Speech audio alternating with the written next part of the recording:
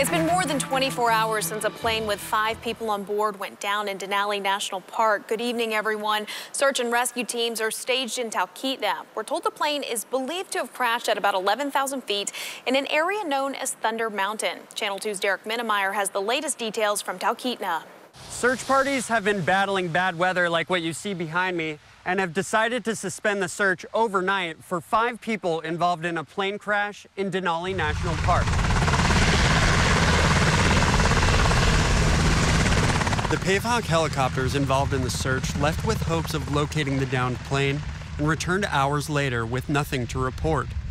The National Park Service says the flight took off just after 5 Saturday evening with reportedly cloudy skies but calm weather, and it was one of many private tours flying in the area around that time.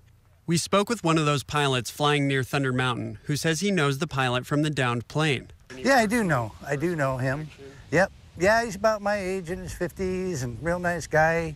You know, competent pilot. This is a really bad situation we've got here. Number one, they're at a very high altitude on the mountain. Being over 10,000 feet in that area is just very steep rock, glacier, ice. It's hard for me to even conceive that the airplane is stable. David Lee is a pilot for Sheldon Air Service, and he says there's no way to know for sure how the crash happened. Unfortunately, things happen, and you know, we don't know the particulars of what may have happened. You know, it could have been a mechanical with the airplane, it could have been the weather, a downdraft. The last attempted satellite call made by the pilot came in around 8:30 Saturday night, according to the National Park Service.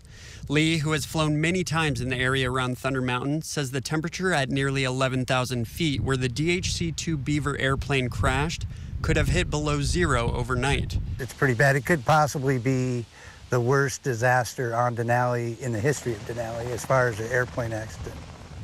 Information officer with Denali National Park and Preserve, Catherine Belcher, says the pilot made 2 successful calls to K2 Aviation, the company to which the plane belongs.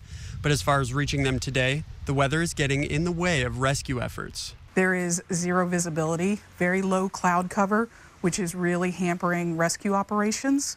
And we've been unable to make visual confirmation of where exactly the crash site is or have any further radio communication or satellite phone communication. We believe that the radio was damaged in the crash. Victoria, the National Park Service confirmed today that the Pavehawk helicopters involved in the search party were unable to make visual confirmation on the downed aircraft, so the search as of now has been suspended. It will continue in the morning, weather dependent. So people should stay tuned to the morning edition for any updates we receive throughout the night. Derek Minnemeyer, Channel 2 News.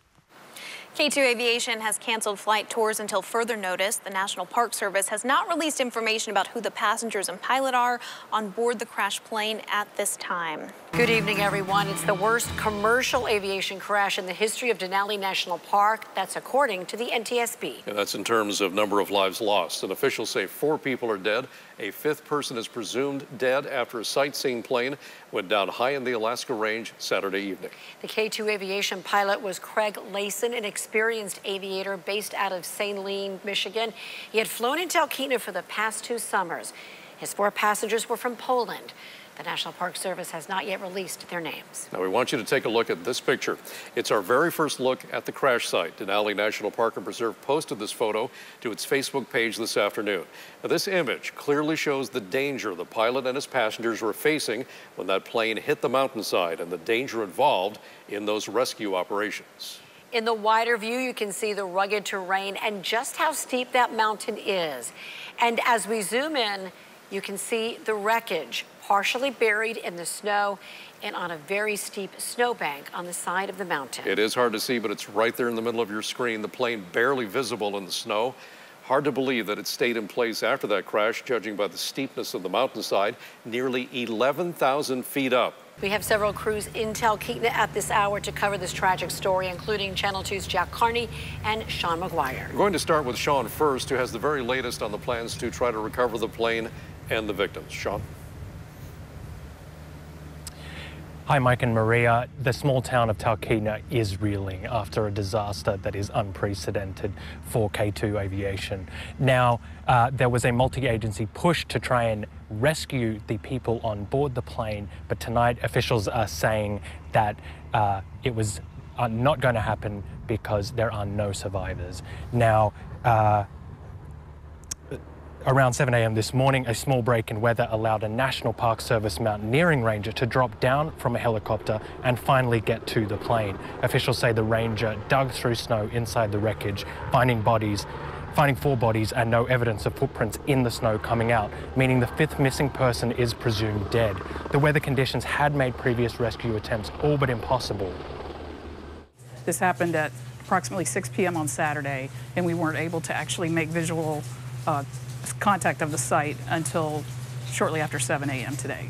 All right, Sean McGuire up in Talkeetna tonight. It is a cold reality for those in the flight seeing industry. While thousands of people take to the sky every year to see Alaska from the air, and nearly all return safely, most are very aware that they fly with a risk, especially in the unpredictable and unforgiving Alaska range. Jack Carney is live in Talkeetna, has been speaking to flight seeing pilots and others in the community who know the danger is always present, especially in and around the Denali and Thunder Mountain areas where Saturday's plane crash occurred. Jack. Well, David Lee of Sheldon Air says that while Craig Layson might have worked for a competing service, together they were colleagues. And when one deadly incident affects one, it impacts all. Lee says they all know the risks of flying near North America's tallest peak is rapidly changing weather, and rugged terrain can pose big dangers. Lee said the whole pilot community is hurting and recovering from the loss of a fellow flyer. You know, you don't wish this on anybody, even though, you know, sometimes it's competitive around here. It does affect, like you say, the whole industry, really in the whole state of Alaska. There are thousands of flight seeing tours each summer in Alaska. The National Transportation Safety Board says 10 people have been killed in sightseeing flights this decade. Channel 2 News reporter Rich Maurer looked into this today. Rich? Mike, Maria, those fatalities occurred in flights in southeast Alaska, not here, Denali, or Talkeetna.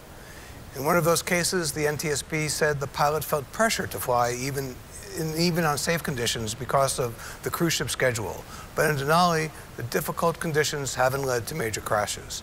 How can someone find out about the safety records of aviation companies that take passengers on sightseeing flights? Well, it's not easy. We get calls from time to time calling our main number wanting to know who's a safe operator. That's not our business, quite frankly. That is a tough call. There are agencies or services that will actually do that research for you, private individuals. How the average person gets a hold of them, I honestly don't know. K2 says in a prepared statement that it runs a very safe operation and that it only hires experienced pilots, and suggested that customers know about its reputation by word of mouth or comments on social media. Good evening, everyone. In the news stories we cover here at Channel 2, sometimes there is just one image, a single picture that says it all. And we want you to see one of those right now. It's the first look we got today of the site of the plane crash in Denali National Park. It was posted on the park's Facebook page earlier today. In this wider view, you can see the rugged terrain and just how steep this mountain is. It's hard to see, but if you look right here, that little red spot, this is the wreckage of that flight-seeing plane that went down on Saturday evening. Now, the plane is barely visible in the snow, which no doubt made it harder for rescue crews to find it. And it's hard to believe the plane stayed on this very steep snowbank on the side of the mountain.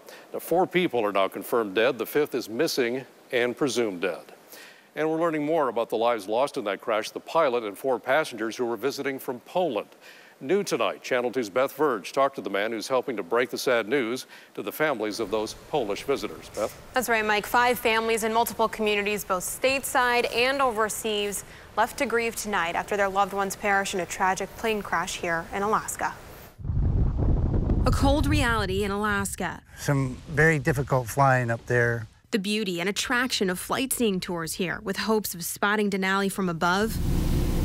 A danger. In this case, the helicopters you see here are shifting from search and rescue to recovery, as 5 people won't see home again after a fatal crash on the mountain this past weekend. I virtually could not believe it. It was very sad situation. 4 were Polish nationals, traveling as part of a larger group of 9, according to the Polish consulate in Anchorage, responsible for relaying all of this info to the larger consulates and breaking news to kin. The passengers were on a tundra tour, he says, beginning in Alberta and touring through Alaska. 3 of the tourists who perished were in their 50s or 60s. It's hard to accept that. They cry, and you almost want to cry with them, Then there's veteran pilot Craig Layson, who was flying a K-2 plane on Saturday evening, sending out 2 distress calls in a desperate attempt at rescue from this. Brutal, snowy conditions, as seen in one of the first pictures taken of the crash site. Very steep rock, glacier, ice. A father and husband. He's about my age, in his 50s, and real nice guy. Competent pilot. As we showed you, the wreckage of that plane sits in a deep snow-filled crevasse on an almost vertical ridge at nearly 11,000 feet high. It's a location that makes rescues and recovery nearly impossible. Channel 2's Sean McGuire is in Talkeetna with word about how the Park Service will try to make the impossible happen. There are 5 bodies likely lying trapped inside a plane high in the Alaska range. Officials at the National Park Service are formulating a plan to stage a recovery to bring those bodies down off the mountain. Weather, though, will determine when that can happen. Yesterday, we had military aircraft go up. We had NPS helicopters go up. The wind was gusting to 25 to 35 knots. I'm sorry, it was regularly 25 to 35 knots, gusting up to 60. Crews with the Park Service will then head back up the mountain using helicopters to drop down on short ropes to attempt the recovery. Basically, I'm wearing a climbing harness, clip into it, and hang just like you would if you were hanging from a rope. But it's not the ranger who is in control. In this particular case and in all short hauls, we really don't have to do much. The pilot has all the hard work. He positions us, kind of like that game at the mall where you're trying to grab something. He positions us exactly where we need to go, and then we just head there. Pilots can only safely spend 5 minutes at the crash site due to the risk of crashing themselves. A veteran Talkeetna-based pilot said sometimes rescuers leave a plane and bodies in place because it can shed light on what happened leading up to the crash. The Park Service says that has happened in the past with a military plane in Denali, but recovery is the priority. And this is what the plane looks like now, perched on Thunder Mountain in Denali National Park. A major decision was made this afternoon regarding the recovery of the wreckage. Good evening, everyone. It's another devastating blow to the loved ones of the 5 people killed in that plane crash in Denali National Park earlier this week. After finally being able to visit the crash site today, rangers have concluded that recovering the bodies will be too dangerous. Channel 2's Cameron McIntosh is live in Talkeetna tonight with the latest. Cameron. Well, Mike and Alexis, after days of bad weather, thwarted attempts to launch a recovery mission, rangers were finally able to make it to the crash site today. A single ranger suspended from a helicopter was able to examine the plane up close for the first time since Sunday. And dramatic new photos, as you've just seen, released this evening, show the aircraft perched at the edge of a very steep slope. The plane is sitting on an unstable crevasse in an area that's seen about 2.5 feet of fresh snow since the crash. So rangers say there is a considerable avalanche danger in the area, and the plane is broken in half to complicate matters further, with the tail section dragging the wreckage down towards a 3,500-foot drop. There's also reportedly a lot of jagged metal protruding from the wreckage, which is a danger to rangers as well. So after evaluating all of those conditions at the crash site today, rangers decided that it would be too dangerous to try and remove the bodies or even any of the wreckage from the crash site, and so they've decided that a recovery mission will not be attempted. Live in Talkeetna, I'm Cameron McIntosh, Channel 2 News. All right, this all leads us to another big question.